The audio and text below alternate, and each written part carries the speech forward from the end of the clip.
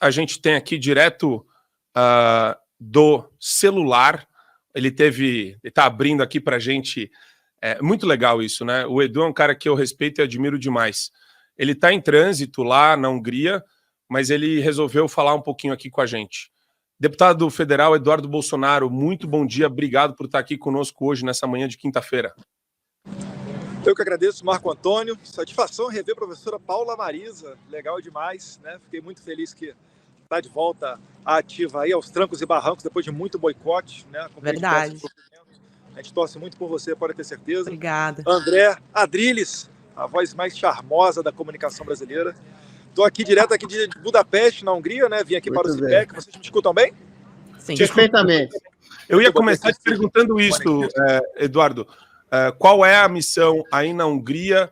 Qual foi a recepção? Se você já fez a sua palestra, apresentou o seu painel, e como que você vê esse processo de internacionalização que você tem encabeçado desde lá de trás? Faz anos que você tem encabeçado esse processo de difundir o que está acontecendo no Brasil internacionalmente.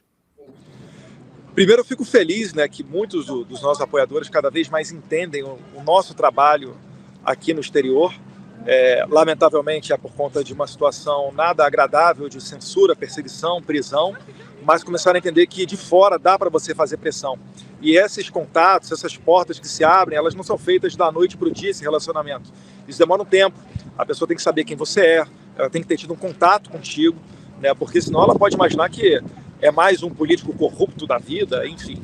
E eu fico muito feliz que, mais do que isso, outras pessoas também estão fazendo esse trabalho, né? Faço menção aqui ao Gustavo Gayer, que organizou a ida ao Parlamento Europeu, ao Congresso Americano, ao Marcel Van Hatten também, um pouco do Nicolas. Então, cada vez mais a gente está forte. E aqui no CIPEC, olha, a quantidade de pessoas que tomam conhecimento da situação do Brasil através do Elon Musk é simplesmente inacreditável.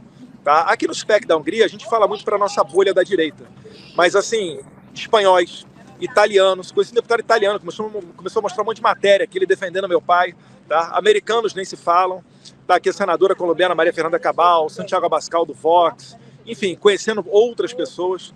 Então, a oportunidade para a gente fazer esse relacionamento, chamá-los para o CIPEC do Brasil, que vai ocorrer agora 6 e 7 de julho em Balneário Camboriú, e, mais uma vez, expor a verdade, agora aqui para o leste europeu também.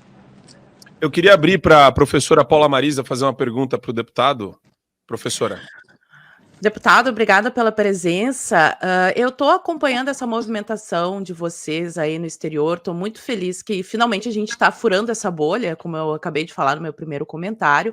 E eu queria saber com relação ao que anda acontecendo lá no Congresso americano. Agora a gente viu que o Rumble também vai ter que entregar esses documentos. E houve uma viagem da comitiva brasileira em que a esquerda conseguiu mexer os pauzinhos para que a audiência não acontecesse. Então eu quero saber se essa audiência já tem alguma data para acontecer e quais são os desdobramentos que a gente pode esperar aí desses novos documentos que vão chegar às mãos dos parlamentares norte-americanos. Excelente pergunta. Tem duas comissões que estão colocando adiante esse tema da censura no Brasil. Uma é a Comissão do Judiciário, equivalente à nossa CCJ, que está aí pela presidência do deputado Jim Jordan. Ele que está para ouvir aí, esperando um pouquinho da confirmação da data para ouvir o Elon Musk, Paulo Figueiredo, o jornalista Michael Schellenberg, e o sobrenome dele é complicado, né? Como é que é o nome do Rumble? Pavlovsky, que é o dono da Rumble, e isso vai ser super importante, porque vai deixar claro que não é uma implicância de uma rede social, a X, né, do Elon Musk com o Alexandre de Moraes, mas sim uma situação pertinente a todas as outras redes sociais. E a gente aguarda também o desmembramento disso nos próximos passos, que seria perguntar às demais redes sociais do Brasil, ao Facebook, ao Instagram, ao Google e ao YouTube, se eles seguiram alguma ordem legal do Alexandre de Moraes. Que a gente sabe, né? Quando você manda bloquear uma rede em 2 horas, você está infringindo o marco civil da internet, que fala em no mínimo 48 horas. Quando você coloca uma multa de R$100 mil diária, caso em descumprimento do bloqueio desse perfil, isso basicamente é desproporcional. E o pior de tudo seria a não comunicação dos usuários sobre essa decisão vir do próprio Alexandre de Moraes e sem qualquer tipo de fundamentação, que mais uma vez viola a nossa Constituição e fere também a ampla defesa e contraditória. Porque se a pessoa bloqueada não sabe quem bloqueou e por quais motivos, como é que ela poderá, né, se defender. E, além do mais, trata-se também de uma censura prévia, porque você está impedindo que essa pessoa futuramente vá tuitar ou postar sabe-se lá o quê. Então, isso tudo aí vai ser averiguado dentro da Comissão do Judiciário, e há também a nossa audiência para tratar especificamente dos ataques contra a democracia do Brasil, que é capitaneada por ninguém menos o senador mais longevo, desde os anos 80, o Chris Smith, que está dentro da Comissão de Direitos Humanos, eles falam Tom Latos Human Rights Committee.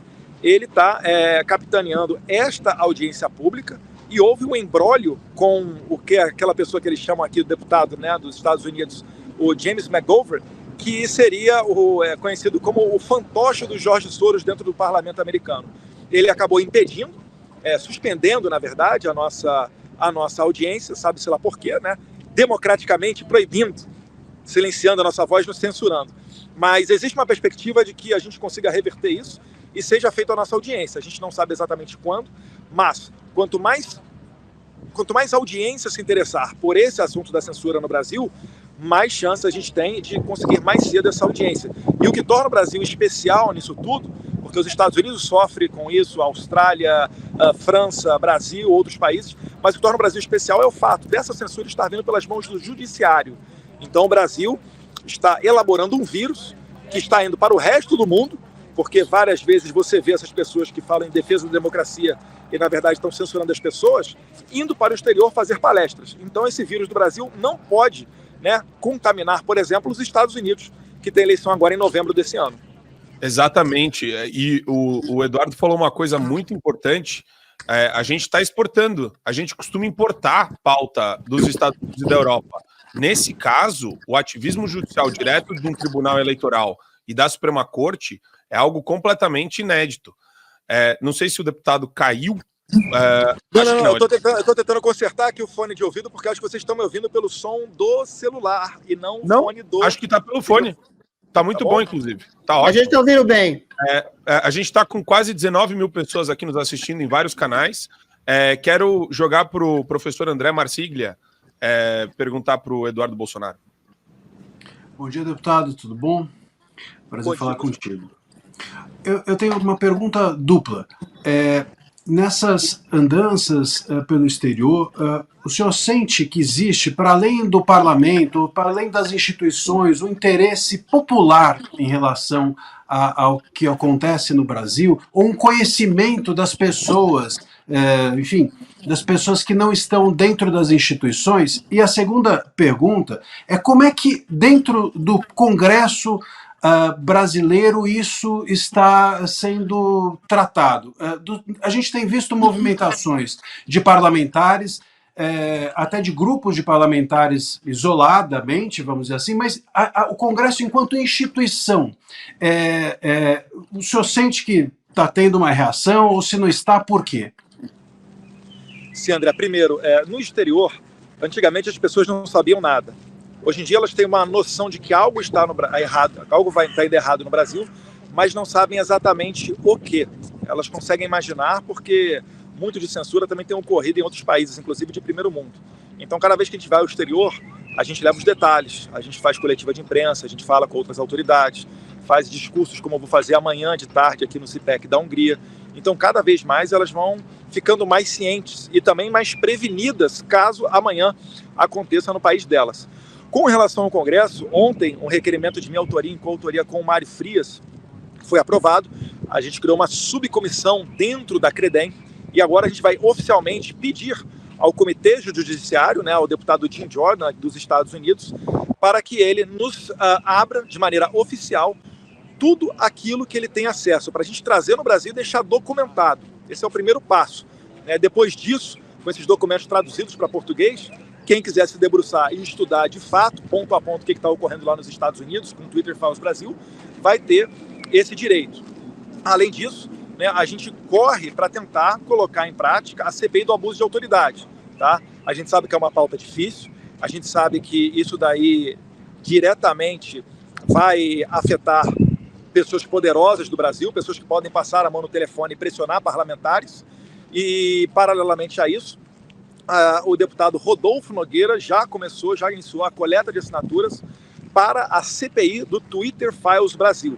eu creio que essa CPI ela vai ter mais facilidade de transitar, porque o objeto dela é um pouco mais delimitado e a gente está no momento que realmente o próprio Congresso tem dado uma certa... Eu sei que às vezes é moroso, eu também gostaria que fosse muito mais rápido, mas eu sempre tento olhar do copo mais ou menos cheio. O Congresso está cada vez mais claro. Eu vou te dar um exemplo. A prisão do Daniel Silveira, ela foi aprovada com mais de 360 votos. Era um assunto bem sensível, onde os parlamentares não estavam confortáveis de votar. Seria, em tese, muito mais fácil a gente aprovar a prisão do Chiquinho Brazão, que está envolvido em um assassinato. Então é muito mais confortável para o parlamentar condenar alguém que está envolvido no assassinato do que condenar alguém que está tendo problemas por causa de um vídeo que gravou no seu celular. Concorda comigo? Mas o deputado Chiquinho Brazão quase que não foi aprovada a sua manutenção na prisão provisória. Então, por 260 ou 270 votos, reparem que 20 votos a menos, ele estaria solto, o que não significa impune, porque depois ele ia ter que enfrentar o Conselho de Ética e a Justiça normal, né, que se for célere e condená-lo, aí sim o deputado pode ser preso, né, após uma sentença condenatória ao menos. Mas eu começo a enxergar que existe esperança. Quanto mais você vai expondo, quanto mais você vai caminhando, às vezes a gente não sabe como, não sabe quando, mas a mesa está virando. Você pode ver, para finalizar, eu acredito que o próprio Alexandre de Moraes deve estar discutindo o que fazer. Né? Ele foi para Londres, não vai se encontrar com Elon Musk, muitos disseram que ele ia se encontrar com Elon Musk.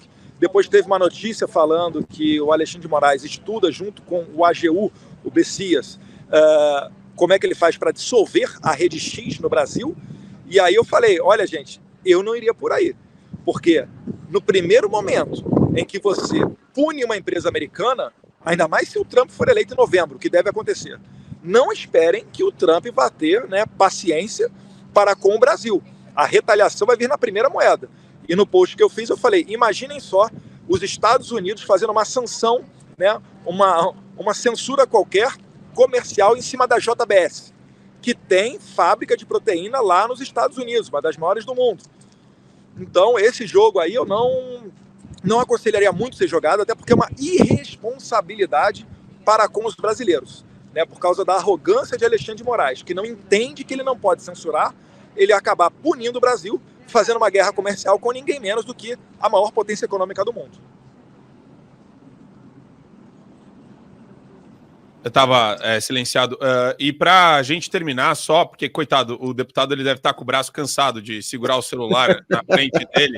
Não é fácil. Não tem assessoria aqui, não. Não tem uma assessora ali para segurar o celular para ele. E a minha esposa está com o meu moleque aqui ainda dando uma volta aqui por trás. Eu vou pedir para o Adriles. Ele vai cancelando o braço que não está aparecendo que vai e troca. Vai lá, Adriles. Deputado, o senhor está na Hungria, e eu acho que tem uma similaridade da Hungria com o Brasil, é que pela primeira vez o povo fala por si mesmo, né, sem necessidade de estrutura partidária, de universidade, de grande mídia. O Orbán foi eleito também, em grande medida por causa das redes sociais, como o Trump, como o Bolsonaro também, e a gente vê absolutamente apavorado que existe uma ditadura do judiciário contra a vontade popular no Brasil e que essa vontade dessa elite espúria é colocada pelo judiciário. O mundo inteiro já sabe hoje que o Brasil é uma ditadura do judiciário por todos os exemplos que abundam do Twitter Files, do Congresso americano, nesses documentos. A minha pergunta para o senhor é bastante objetiva.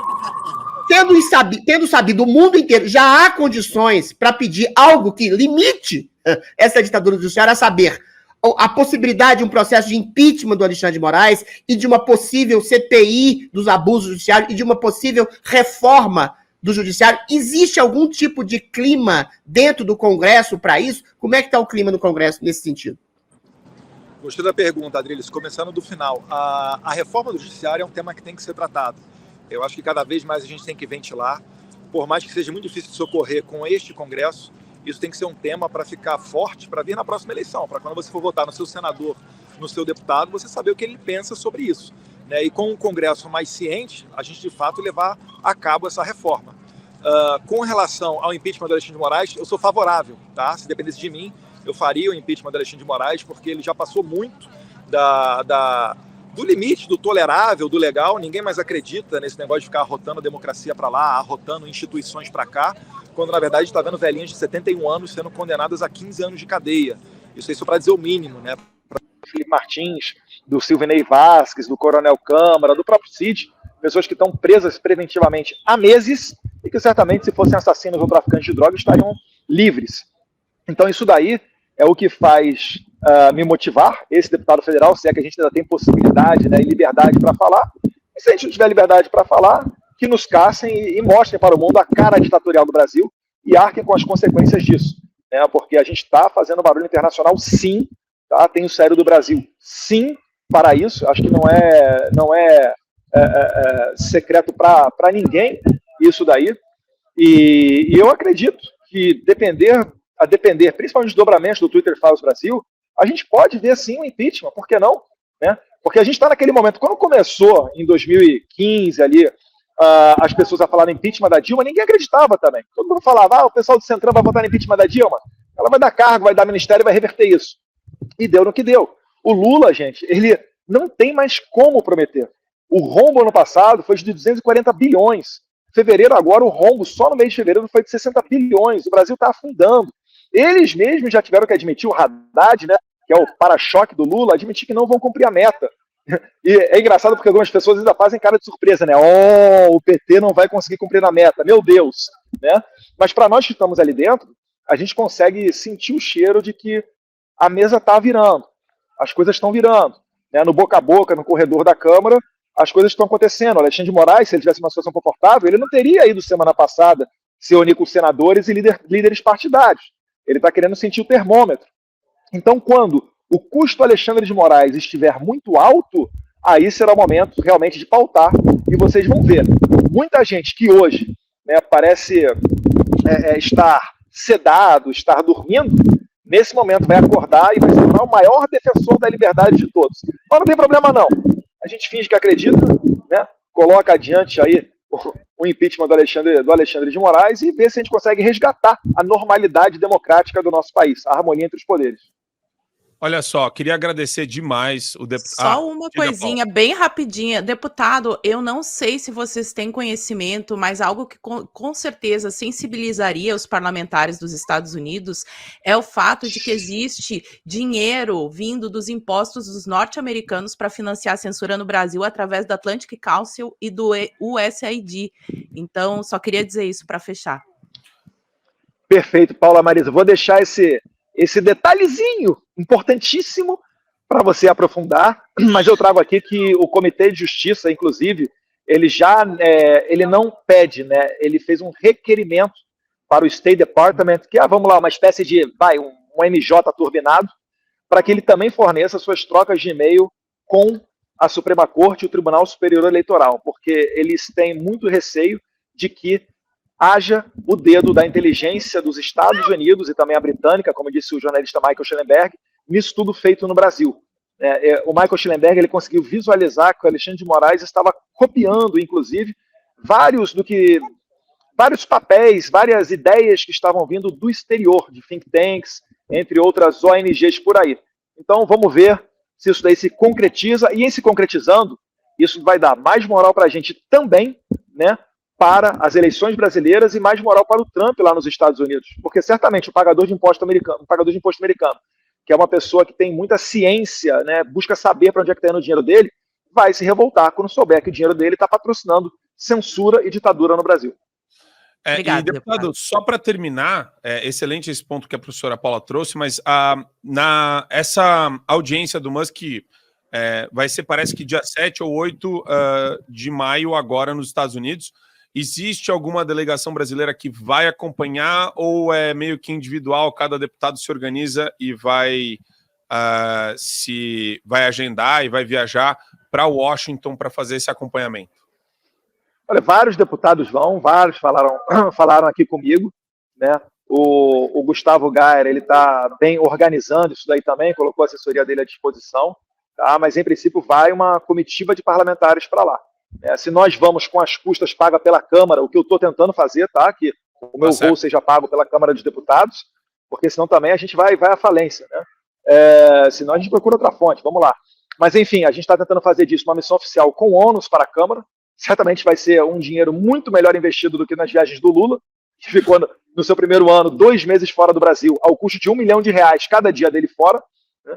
E eu acredito que 7 ou 8 de maio, a gente está só esperando a confirmação, creio que do próprio Elon Musk e do Jim Jordan, que é o presidente do Comitê Judiciário, para a gente realmente comprar as passagens e ir para lá. Então, eu acho que vai ter uma comitiva de peso, não só de parlamentares, não, Marco Antônio, mas também de jornalistas, de exilados, sim, de pessoas que apoiam, né, a liberdade. Certamente vai ser um grande dia, esse dia daí. Maravilha. Estaremos lá com vocês também. Obrigado, deputado federal Eduardo Bolsonaro, com a gente. Eu agradeço. Exclusivamente para o Fio Diário. 21 mil pessoas aqui conosco. Obrigado, deputado. Boa viagem. Bom evento para vocês aí.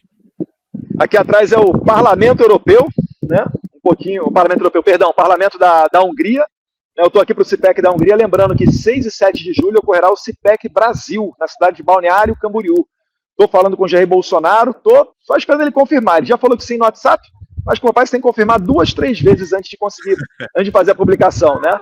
E quem quiser confirmar a sua presença, entra lá em www.cipecbr.com.br. Um abraço, fiquem com Deus. Obrigado, valeu, professor André, Adriles, Paula Marisa, Marco Antônio. Obrigado pelo seu tempo, Eduardo.